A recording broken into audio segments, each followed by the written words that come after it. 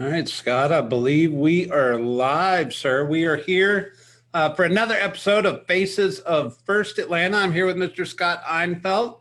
He is our interviewee for the day. Scott, introduce yourself.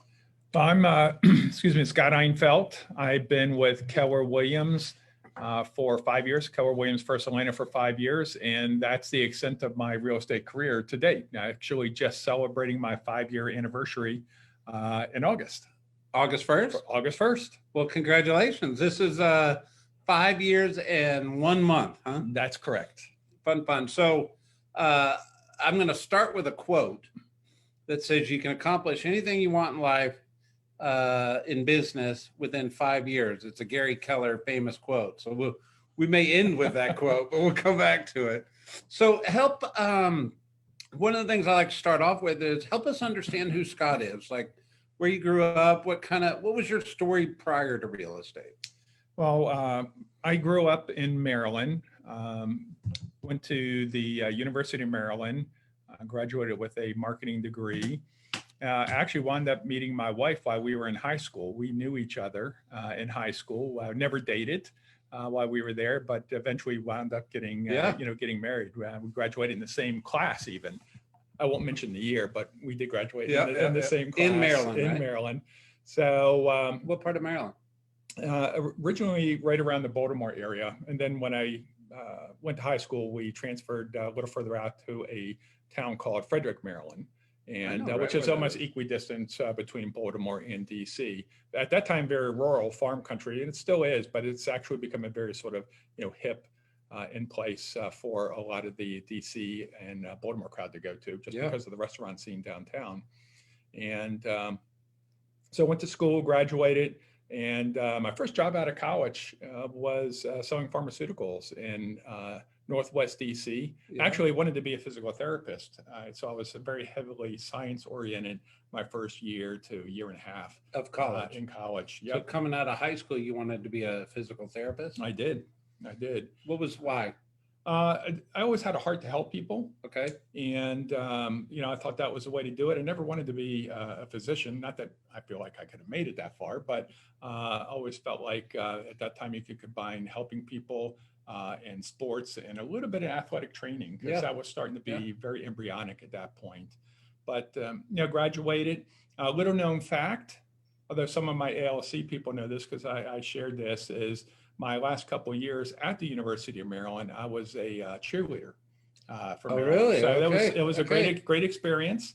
It allowed me to travel a lot.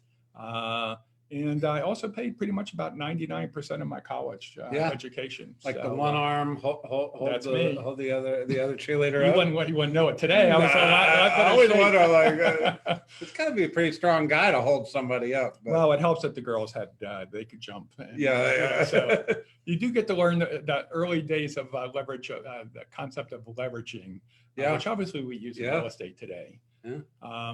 But did pharmaceuticals in Northwest DC. The great thing about that is the educational around, the sales, the mentality of sales, the psychology of sales.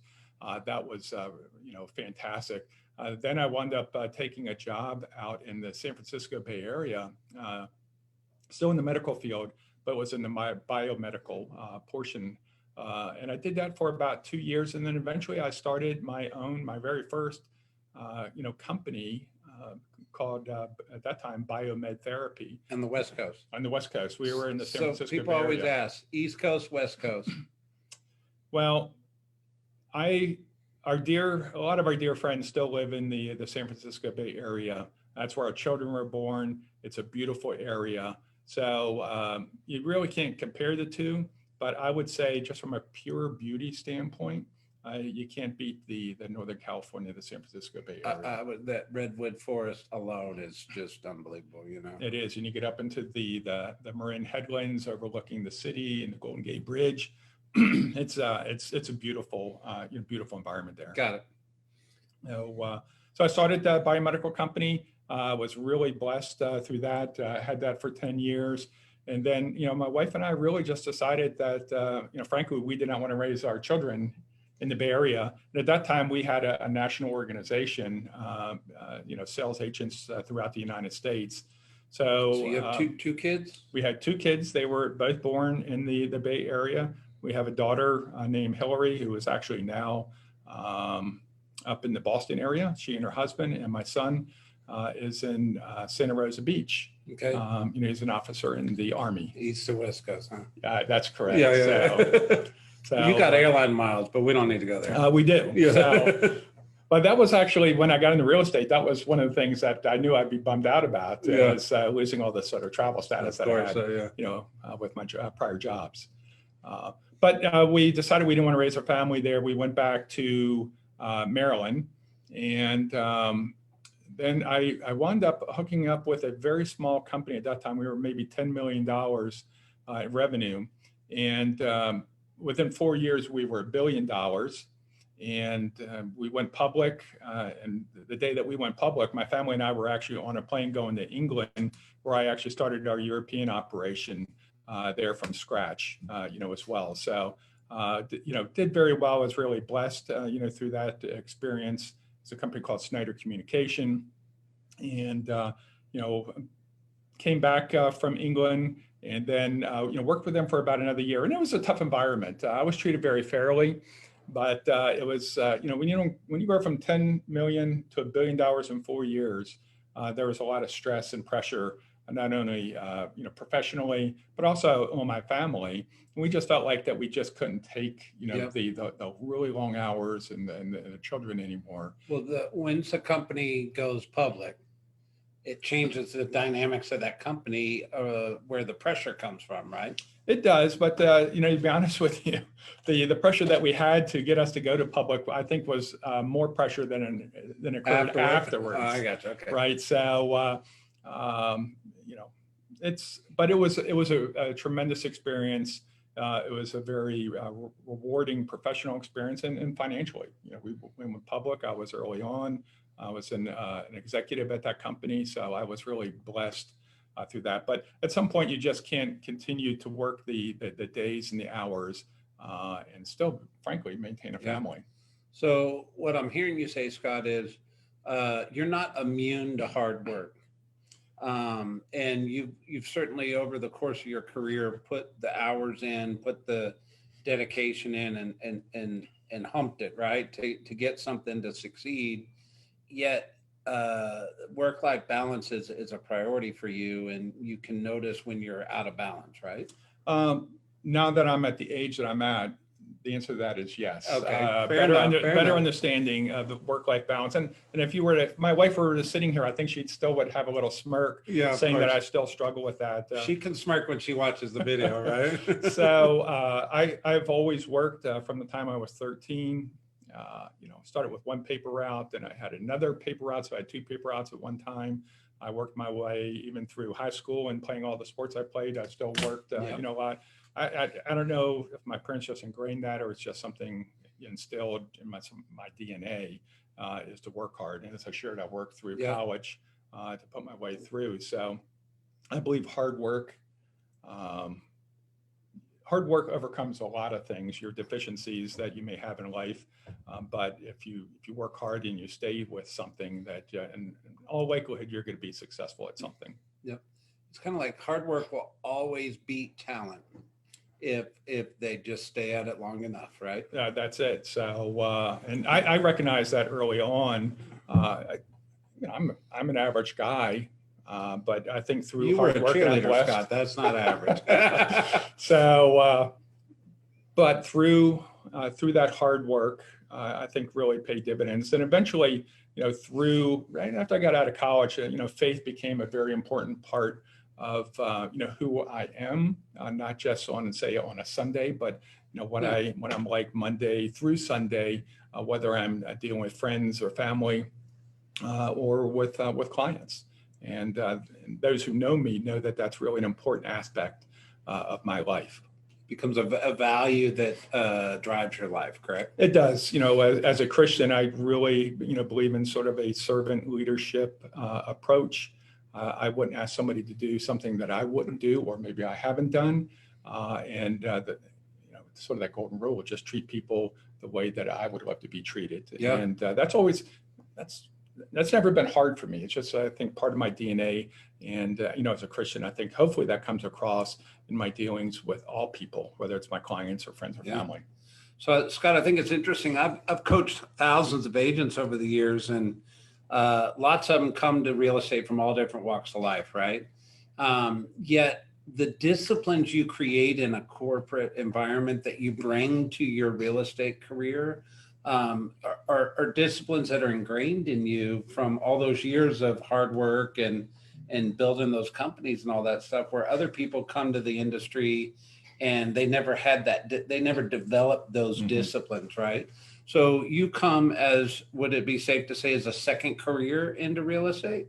Very much so. Yeah. When I approached or started to think about, coming into real estate, and the genesis of this was I was working for a company.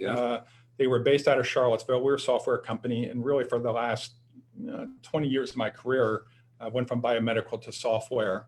And my wife and I were going to be moving to Charlottesville. And, one day my boss said, no, you're not. And, I was no longer with the company. So, which really came as a shock. So at that time, I really wasn't sure what I was going to, do. But I sort of sensed that I really didn't want to continue to go in the software route. I just sensed that there was going to, was a pivotal point, a fork in the road. So a good friend of mine who eventually is my sponsor here at Keller Williams First Atlanta, Dan Griffin, who had been on me for years about looking into real estate, which I never could do because of my travel schedule. I approached him without knowledge of my wife. She had no idea I'm thinking about, possibly changing, She's careers. Just going to shiver through this entire right. video. So, and, I came in and at that time talked to team leader, John Fountain. Yeah. And John gave me the MREA book. I took it home and I consumed it in a little more than one day. Okay. Coming from a business background, the first thing I was thinking about before I read the book, if I'm going to do it, I have to create a business plan. Right. But after I read the book, the MREA book, I said, this is my business plan. I mean, it's laid out right here for me. And I got really excited about it. And I knew that this is what I wanted to do. But again, my wife had no knowledge of a possible career change. So I just put together an 18-month spreadsheet as to what the finances may look like for the business and for our personal life, and put together about 5 or 6 PowerPoint slides. And you decided gave a full presentation. That's what I was planning to do. Did you do it at the kitchen table, or was this? No, it was actually in our basement. Yeah. But I had been praying steadily during this, and it was about a week's period of time. And I put in the Lord's hand, if my wife said it's okay, I'll do it. If she said it wasn't okay, I'll trust that decision, and we'll continue in the software sector. I had her come down. We sat down, and I would have loved to have been a fly on that wall. I don't think I got 90 seconds into it. But first of all, she knew something was up because I never really go through have a PowerPoint up with her, and she thought I was crazy. At that time I was 57 years old, and she just said, no, let's just finish out what you were doing and let's retire. And I've never talked about retirement at all, because I've always enjoyed working. Yeah. So she got up and left. I just closed up my computer. After 90 seconds. I did. I just closed my computer, said, I guess God's given me the answer. I'm not going to be doing this. And about an hour later, she came back and said, okay, I'm calmed down. And why don't you go through this with me? Because you didn't even get through the whole presentation. I didn't get through one slide. Okay. So, she knew something was up, and she wanted to know, what I was thinking. But, to her credit, she has really trusted in my skills and abilities over the years in starting businesses, taking my family overseas, and then making our big move from the DC area when we moved back from England to get us into Atlanta, which we've been here for 22 years. So, and 5 years, later, I did tell her it would take me just about 3 years for me to get back to our income level. Yeah. That I was making, before I got it into them. It's almost exactly 3 years. I told her it would be 6 months on the spreadsheet before we would have our first check come in. Yeah. And unfortunately, that was exactly 6 months. I did close my first sale in 3 months, but it was new construction. Yeah. Okay. So I had to wait for the 6 months. Build. So, They actually had to build it. so looking back, we've been really blessed in a short period of time Yeah. in our 5-year career in real estate. So do you still have that presentation? I'm sure I do on my Yeah, computer. I think it'd be fun to pull out. Second thing is, what presentation are you giving her now? Not that much. We do talk about the growth of the business. We have talked. She's not involved in the day-to-day aspect of the business, but we do talk about the finances, obviously, which affect our family. And when we're expanding, which we have expanded, and which means that we were spending more money. We've had conversations around bringing in that first EA, and we were going to do that last year, but jointly we decided to wait till 2021 to bring that person in. So but for the most part, she's been on the periphery, but important decisions, I like to involve her in that conversation. No, I think it's smart. So what I'm hearing you talk about is you started this career looking for the business plan, looking for the model on how to do it, the system on how to do it. And you literally started your career day one with a plan. And I'm going to do it this way. I'm going to build this. I'm going to follow a lead generation model. I'm going to have a budget. I'm going to have the economics of where I'm trying to go. And you followed the model is like we like to say, right? I did. After John gave me the MRA book and sort of got my wife's blessing, a little reluctantly, but still, the blessing, to go forward, I immediately jumped into full-time in the real estate school, and, got through that in 30 days, and then really just jumped right into the business. I do believe my cumulative experience in sales, marketing, and operations was hugely beneficial. And I realize a lot of people may not get into the business at, say, age 57, but there, to me, that was a real plus because I knew what I needed to do. I had started a couple businesses. I knew the inertia that would need to be overcome in order to start a new business, and what level of effort it would take to do that. So I came in with my eyes wide open and understanding what it takes to grow a business. Well, and you brought the disciplines to it. And that's really helpful, and hard work, that we already talked about really played an important, part in that. And my colleagues really gave me an opportunity as well. The big part of what I did when I got started in the business was, from a lead generation standpoint, was doing open houses. Yeah. So I would literally just pick up the phone. I created a search within FMLS of all the listings that our office had, as between, I think, 300,000 and 1.2 million. And I would call up an agent on Monday or Tuesday and ask them if they would allow me to host an open house. Yeah. I wanted to introduce myself since nobody really knew me. And I will tell you, within that first 18 months that I did business, over 60% of my business came from lead generation through open houses, which cost me very little money. Directional signs, maybe some water at the open houses. Open houses get a bad reputation because they tend to happen during a football game or on the weekends and things like that. But the truth is, the time you put into it and the return you get out is infinite, because it's not a lot of money to do an open house. And anybody that walks in the door, whether they're a neighbor or not, at some level is saying, hey, I'm interested in real estate.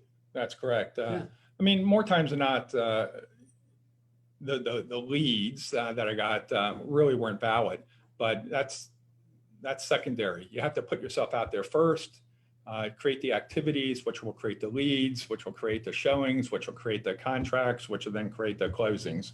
Right. So you have to do the activities in order to ultimately get to where you want to go, which is, helping a family find a home or selling a home, and then getting that closing, and then start to produce income in the business.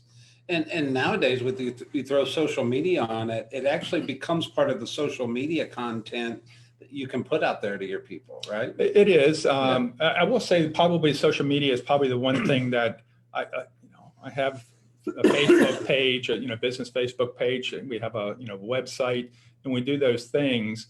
But I probably don't do it as much as I should. Although I do lead generation through Facebook, and as we talked about before, I've done it through Command and some of those other items.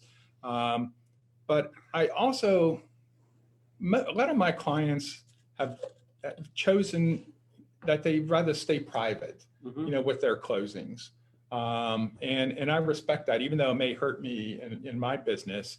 But that's what they want. I'm going to honor their wishes.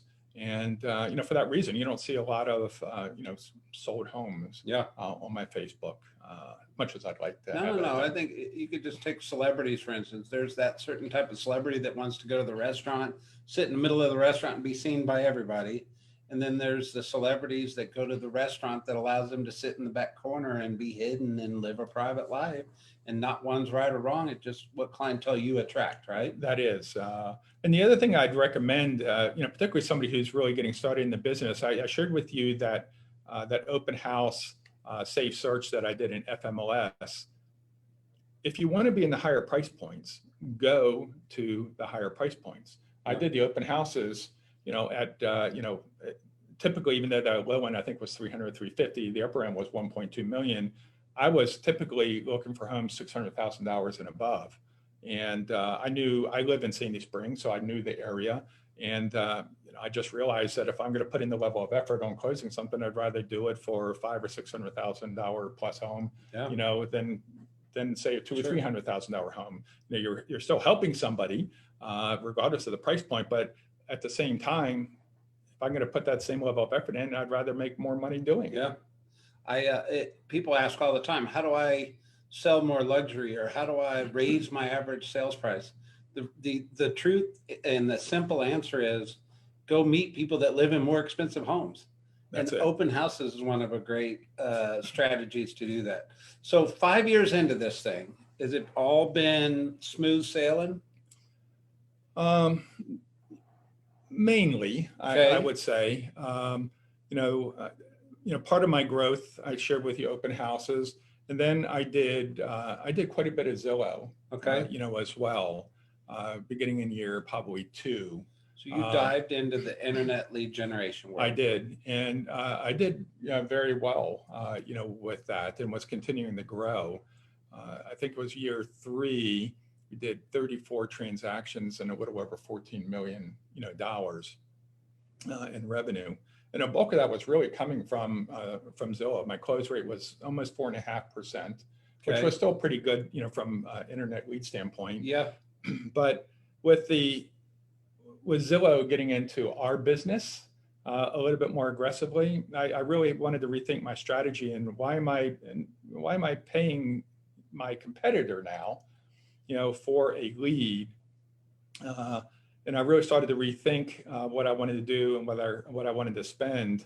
So in my 4th year, I actually, my plan was to implement a new CRM system. And then at the end of the 4th year, I would go ahead and cut off Zillow completely. Got it. Well, I actually cut them off I think it was March of last year. And just couldn't see myself giving any more money. So what CRM system did you dive into? Well, at that time, I still use it. It's our primary CRM. It's Boomtown. Okay. It's our CRM.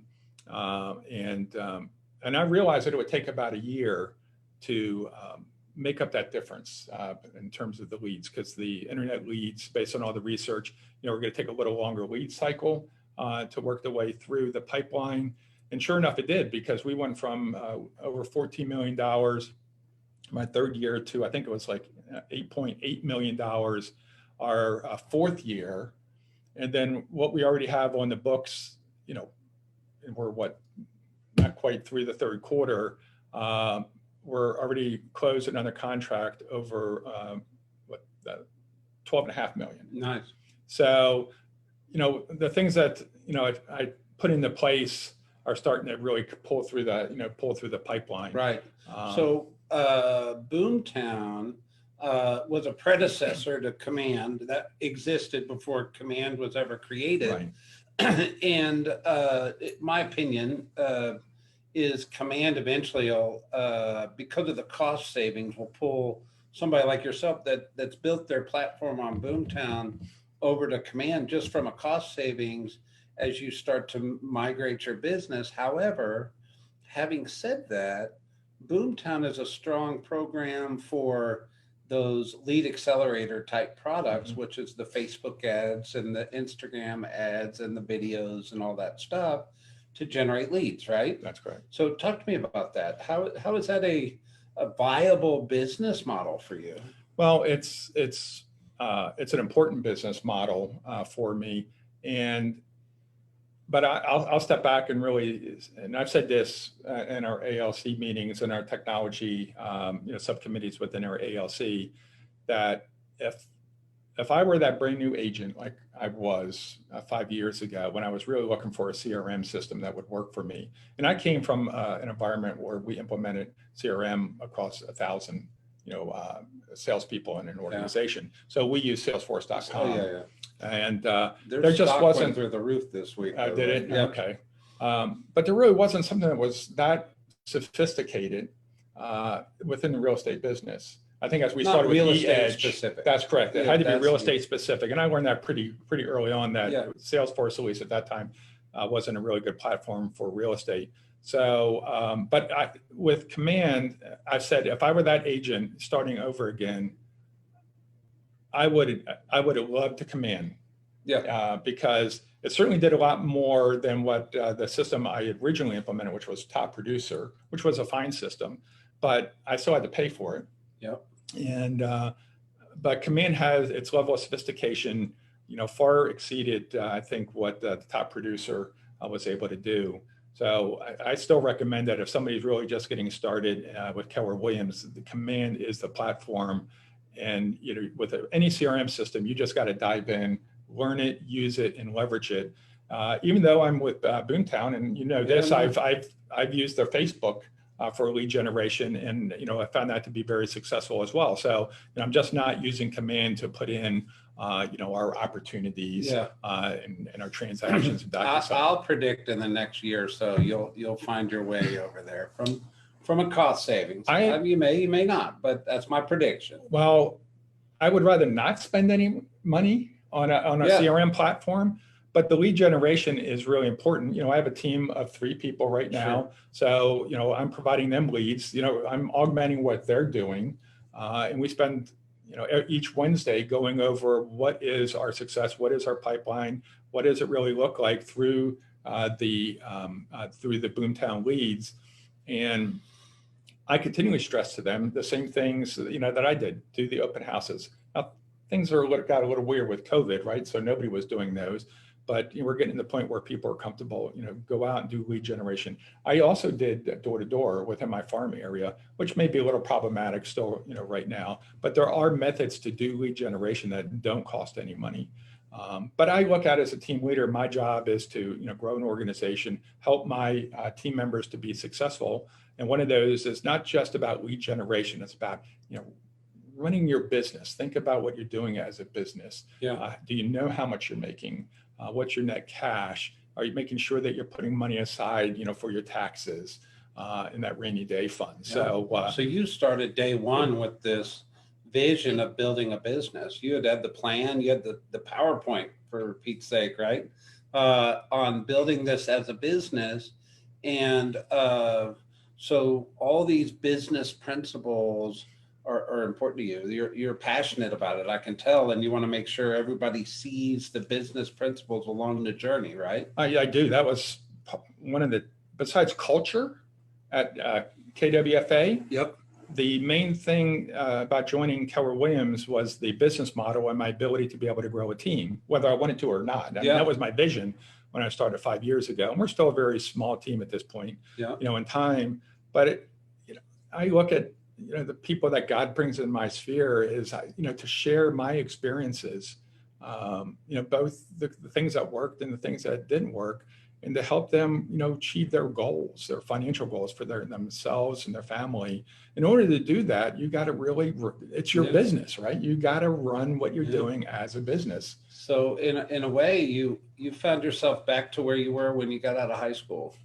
which is you cared about people and you wanted to make a difference in people's lives, right? Whether it was physical therapy and now you're doing it in business. Right? Mm-hmm. I love it. So Gary, I started with Gary always makes that quote that says, you can do anything you want in 5 years. Did you exceed your expectations out of the real estate business from that initial PowerPoint over 5 years? No. Okay, that's honest. So, I thought I would be 20, I think it was 20 or 25 million, Okay. by now. So, my original goal this year was 20 million, then COVID hit and I sort of realigned that, down to 15, million. So, but we're getting there. So maybe the number for you first run was 6. You're going to do it next year, right? I know I'll meet the number next year. I think we have a good foundation for a team. There's a lot of things that I'm having to learn that are unique about real estate that my prior experience building sales organizations, which is just different. Yeah. So there's, really the learning curve has been more on me probably holding people back and me having to adjust my thinking, my mindset a bit. Who am I going to meet 5 years from now when you and I sit down? Well, it's interesting. So I've already said I was 57, so I'm going to be 64. Yeah. And my birthday's in December. So 5 years from now, 69. When I did my PowerPoint, so I'll go back to that. When I did my PowerPoint, it was the first time I ever talked about retirement, to my wife. And I said, I think 70 is the goal line, from a full-time standpoint. And a lot of that depends on health. So at 69, ideally, I'd like to, have a good enough organization, both operationally and sales, so that I can really start to pull back from really day-to-day standpoint and really just, find myself investing, my time and energies from a professional standpoint into my team and not being able to do it on a full-time basis, but really extracting myself from my clients, allowing my clients to be able to be spread out among my team members. Because I feel like at that point, that's probably where I see at least myself and maybe where God's leading me is to continue to invest in the people that are in my immediate sphere. Yep. What that really, looks like, I do have a 5-year vision, plan, and that at that point it would be 24